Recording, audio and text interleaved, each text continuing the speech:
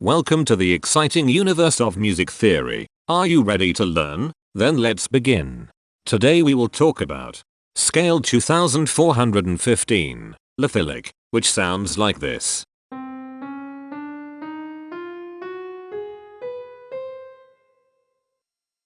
This scale has 8 tones, which means it is called an octatonic scale. This is a bracelet notation diagram of scale 2415. The shaded circles represent tones that appear in the scale, and they are read clockwise, starting at the top.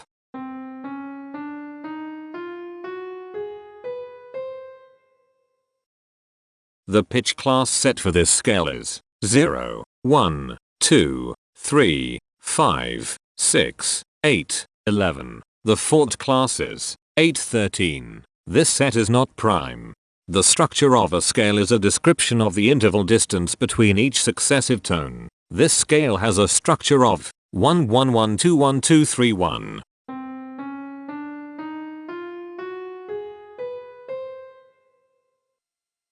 The binary representation of this scale is determined by mapping tones of the scale to binary digits. Each binary digit represents a power of 2.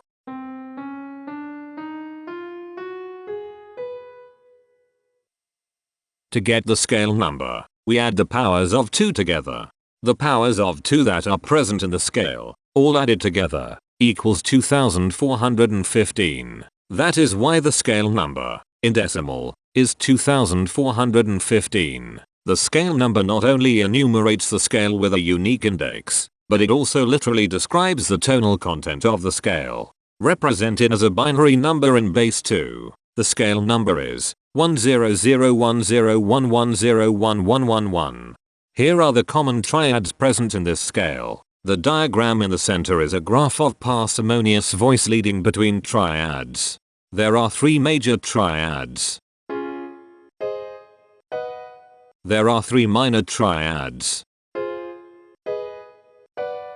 There are no augmented triads. There are 5 diminished triads. Here is a Hamiltonian path of parsimonious voice leading that uses all the triads.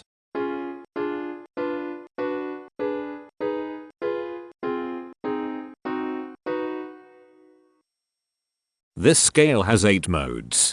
The first mode is itself. The second mode is scale 3255, also known as Lothyllic. It sounds like this.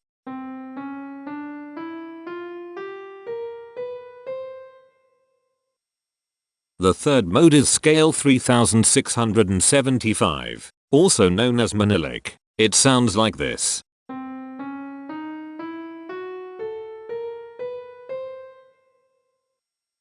The fourth mode is scale 3885, also known as Lothyllic. It sounds like this.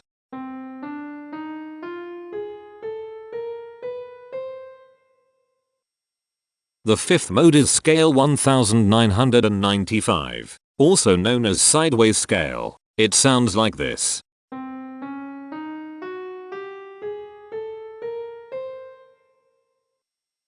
The sixth mode is scale 3045, also known as rotational. It sounds like this.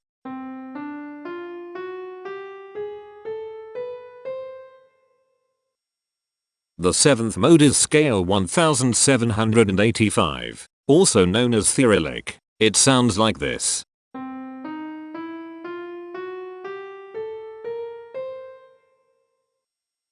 The eighth and last mode is scale 735, also known as Lothyllic. It sounds like this.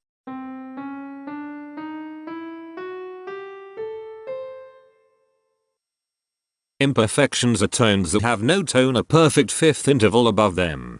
This scale has 3 imperfections. They are at positions here, here, and here.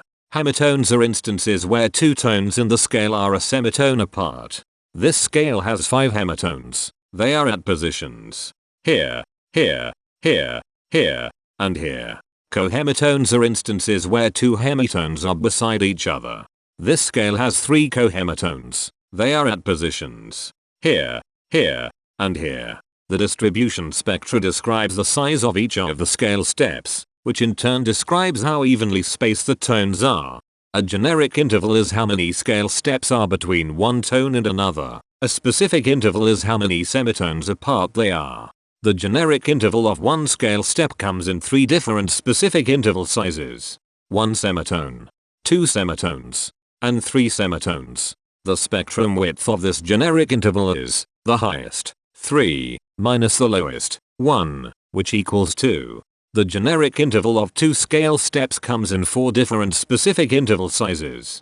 2 semitones, 3 semitones, 4 semitones, and 5 semitones.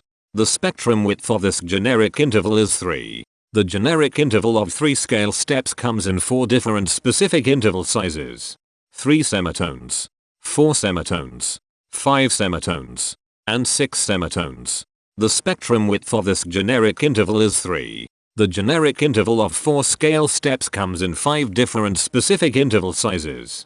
4 semitones, 5 semitones, 6 semitones, 7 semitones, and 8 semitones. The spectrum width of this generic interval is 4. The generic interval of 5 scale steps comes in 4 different specific interval sizes. 6 semitones, 7 semitones, 8 semitones, and 9 semitones. The spectrum width of this generic interval is 3. The generic interval of 6 scale steps comes in 4 different specific interval sizes. 7 semitones, 8 semitones, 9 semitones, and 10 semitones. The spectrum width of this generic interval is 3. And finally, the generic interval of 7 scale steps comes in 3 different specific interval sizes. 9 semitones, 10 semitones, and 11 semitones. The spectrum width of this generic interval is 2. The spectrum variation is the sum of all the widths, divided by the number of tones. The spectrum variation of this scale is 2.5. Since the variation is greater than 0, this indicates that the scale is not perfectly even. The highest spectrum width is 4. Since this is greater than 1, we know that this scale is not maximally even. If every spectrum has exactly 2 specific intervals, we call that the Myhill property. This scale does not have the Myhill property. Since the generic interval ranges overlap, this scale is an improper scale. The interval vector of a scale is a description of what intervals exist between its tones. There are 5 intervals with the size of 1 semitone. They are here, here, here, here, and here. There are 5 intervals with the size of 2 semitones. They are here, here, here, here, and here. There are 6 intervals with the size of 3 semitones. They are here, here, here, here, here, and here. There are 4 intervals with the size of 4 semitones. They are here, here, here, and here. There are 5 intervals with the size of 5 semitones. They are here, here, here, here, and here. There are 3 intervals with the size of 6 semitones. They are here, here, and here. Each interval does not appear in this scale a unique number of times, so this is not a deep scale.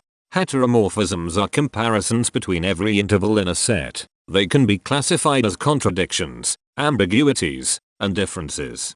A contradiction exists when a small generic interval has a bigger specific size than a larger generic interval. For example, if a generic third interval has a larger size in semitones than a generic fourth interval, that is a contradiction.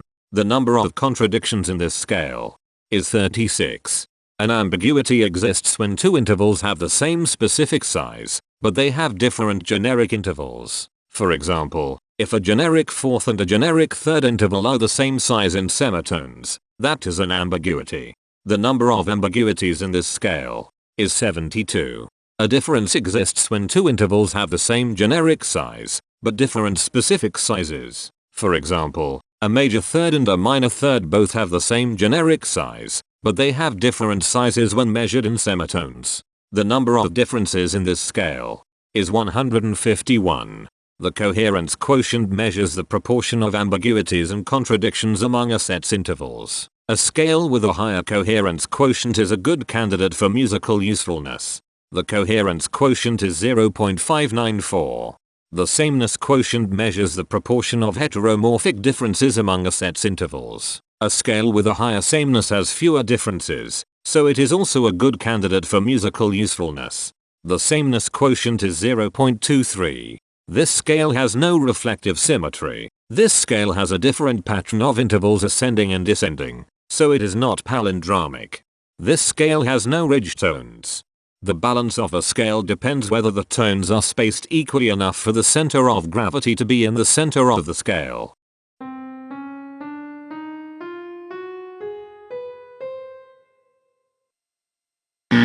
This scale is not balanced. The inverse of a scale is a mirror image. It is what you get when the sequence of intervals is reversed. The inverse of this scale is scale 3795, also known as epithylic. This scale is chiral. It cannot transform into its inverse by rotational transformation. This scale has no rotational symmetry.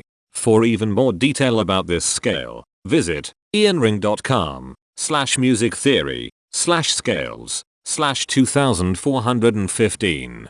If you found this video informative, please consider supporting this channel by becoming a patron. Of course, not everyone has the means to support a project like this one financially, and that's okay. But if you are able to spare just $1 a month, your help is deeply appreciated. It will not only allow others to continue enjoying this series for free, but will also go toward improving the quality and quantity of music theory resources we can provide. Go to patreon.com/musictheory and join others like yourselves who totally geek out on all this nerdy stuff. Thank you to these Patreon patrons.